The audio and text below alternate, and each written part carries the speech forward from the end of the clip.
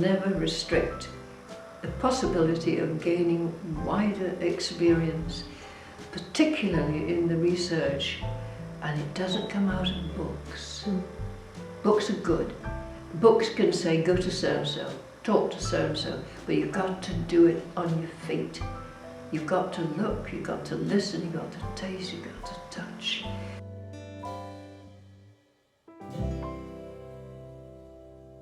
You've got to explore, and somehow to get actors to explore. We did Commedia dell'arte, and I played Isabella de Bum Bum, typecast, and we had a wrestling match actually. There was a wrestling ring, and we were in our big costumes, and then we stripped down to bloomers and wrestled. The women wrestled together. It was fabulous, and I think Maggie loved all that. And we rehearsed that all in the grounds of the Sheriff Hutton Garden. And but yeah, I remember sewing hundreds of little sequins on my dress, to have sequins down either side of the dress that we wore. And there was definitely that kind of ethos, that it wasn't just about performance, it was about everything. You've got to get up early, you've got to find resources, and you've got to pursue it, not just say, oh good, I did that, tick, go on to the next. It doesn't work like that.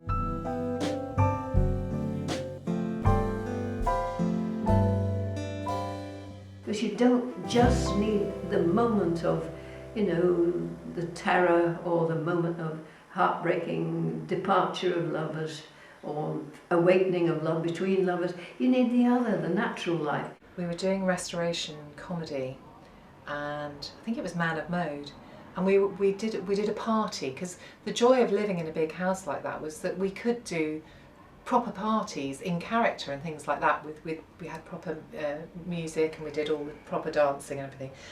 And I remember it was misty outside, and I got dressed up. My maid dressed me up in the bedroom in my outfit. So the whole preparation, I think one of the key things about the way that I was taught to work there was preparation of character. So you didn't just start when you stepped on stage. You were prepared, you were that person ready, and it was just a continuation of life when you stepped onto the stage.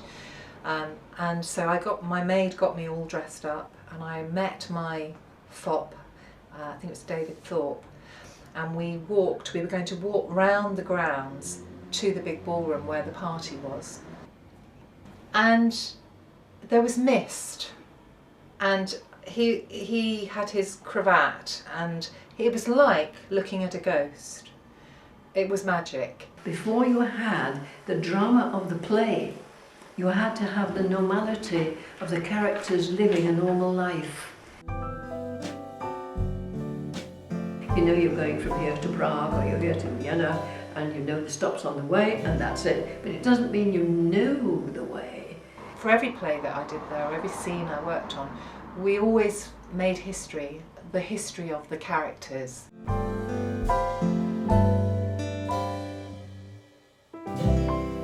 Now, if we hadn't had Sheriff Hutton Hall, this wonderful house that had to be rescued, and I only found it through that wonderful society called the Society for the Protection of Ancient Buildings.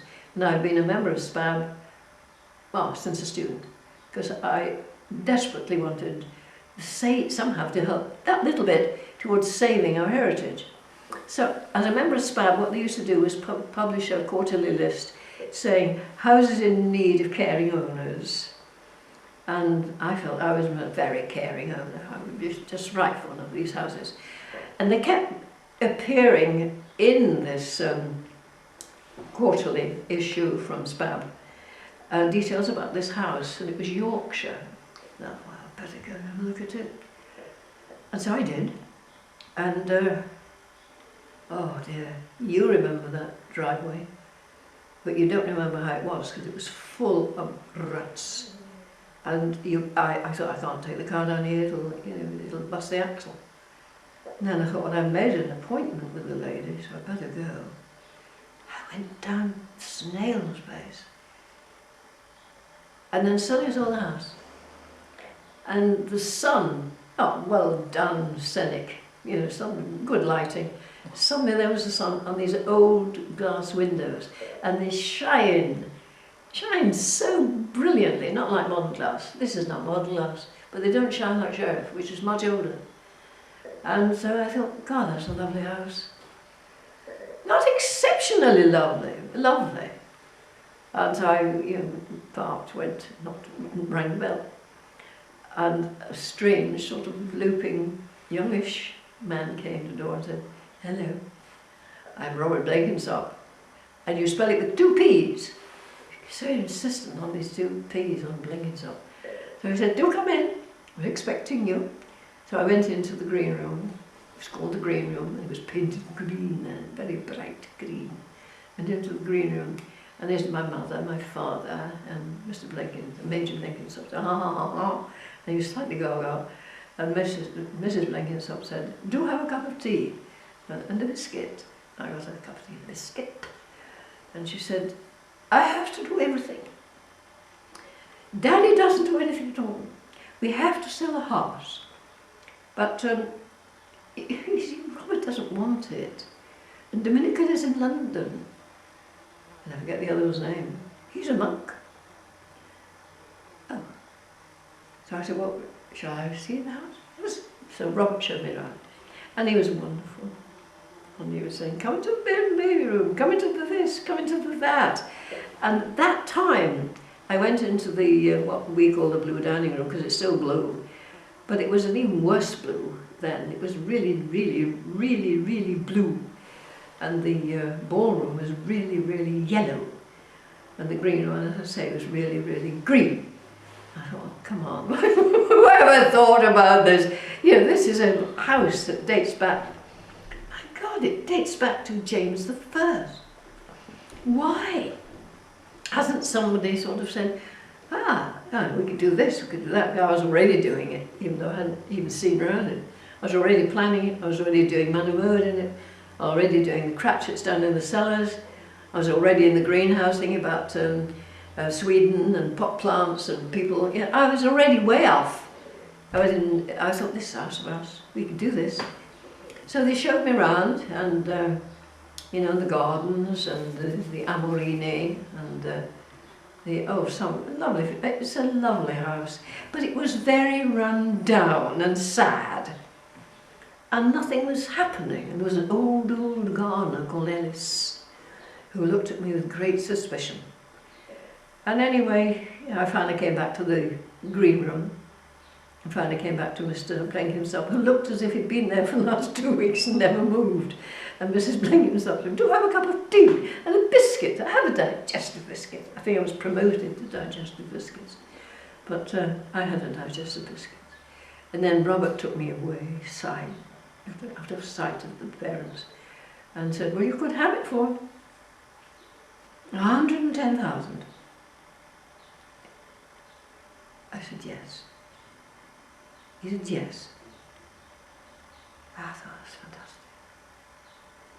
That's fantastic. 23 acres, all these rooms, the top floor, all the students' accommodation, the cellar, the ice house. You know, the mind went racing. I said, 110,000. He said, "And if you like, you can have Lady Frances Bellis's too, for 2,000. I had her Lady Frances, and I bought it myself, but I couldn't take it away because she belonged there.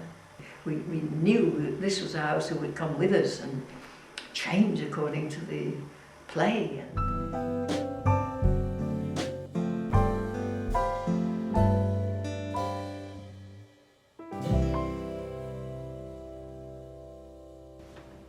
I remember Pete, who was playing Macbeth, and I was playing Lady M, and we were both very ill.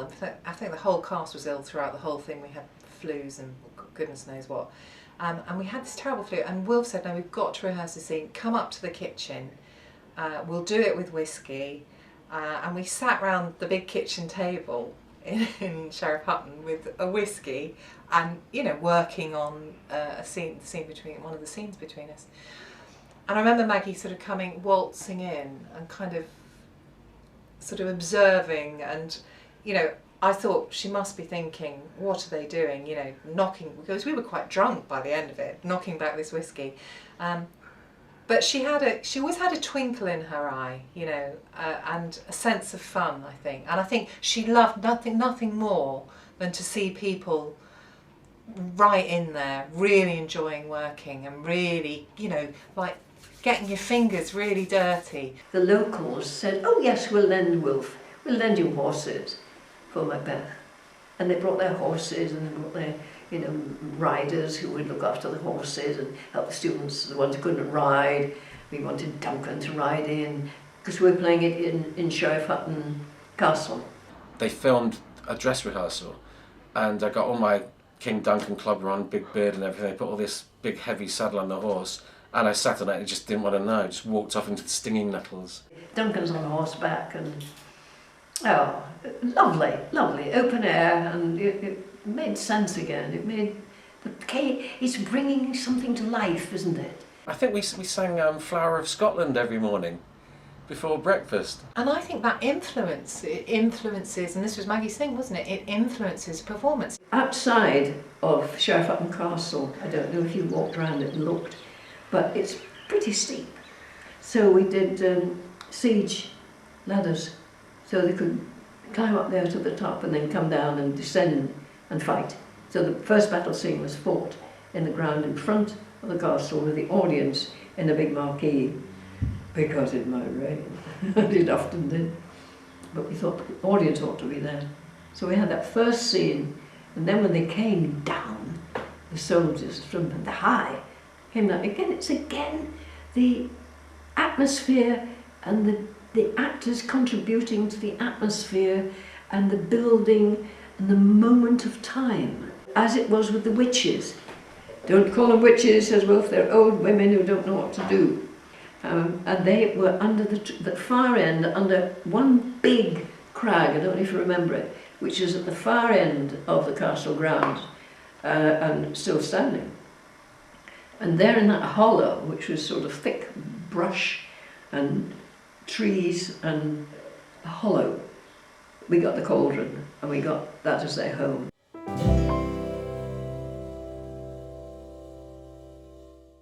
And again, sometimes magic of moment, because the sun set, and those three witches, women round the cauldron, suddenly, each time, obviously, you know, the sun was setting relatively at the same time every night, so it threw gigantic shadows on this big piece of rock.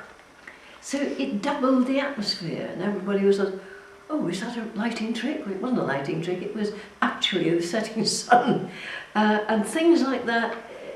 You experiment, you explore, and suddenly it's priceless. And for people watching, it's priceless.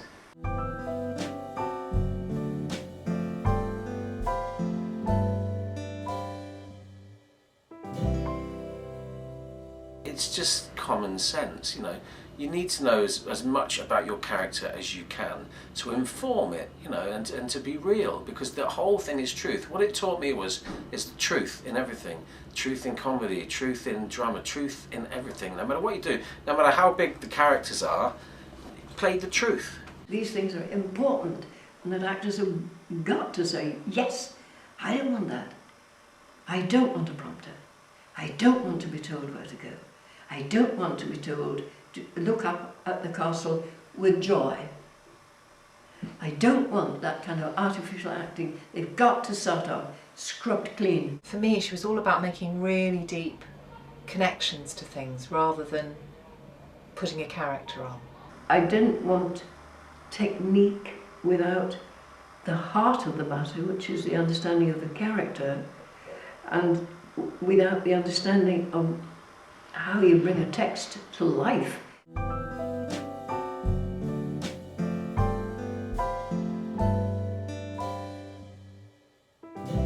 It's not baking a cake.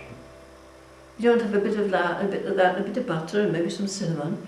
You don't do it that way. You have to believe in who you are and who the character is. You know, she said, you need to know as much about your character as you do about yourself, which is kind of impossible, but a nice quest. Never being sure what to expect is so important. I think I did feel out of my comfort zone, but I got used to that feeling, and I think that's one of the things that for me, my 3 years there was like, is that every day, pretty much, you were stretched out of your comfort zone. You have to speculate, you have to think, I wonder would I do that, or maybe I shouldn't do that.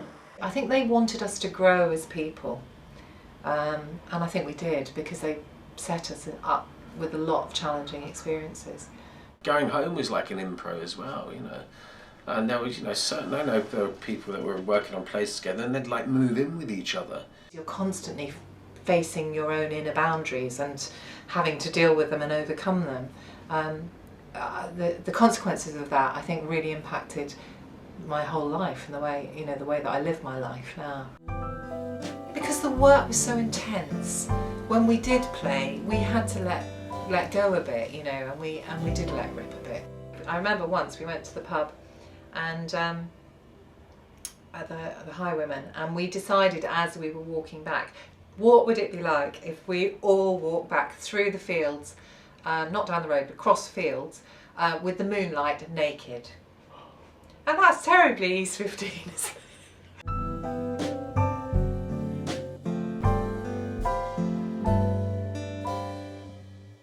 They created soldiers. Why? Because they made us tough. It was, you know, the whole thing about being at Sheriff Hutton, that was like a survival thing, wasn't it? You know, you're living in this big old house, this lovely old house, but you're in the rafters, having to go out and get the wood, or then you're having to go out and do exercises in the woods. I think her legacy for me has been about the kind of places I've worked and the people I've worked with, because I've done quite a lot of therapeutic drama as well, working with autistic children, drama therapy and all that kind of thing. It's enabled me to just appreciate the gifts that everyone brings and kind of lift them up, really, and give them a chance to shine and explore their inner selves and express their inner selves. She didn't just teach us to act, she taught us life values, values for life.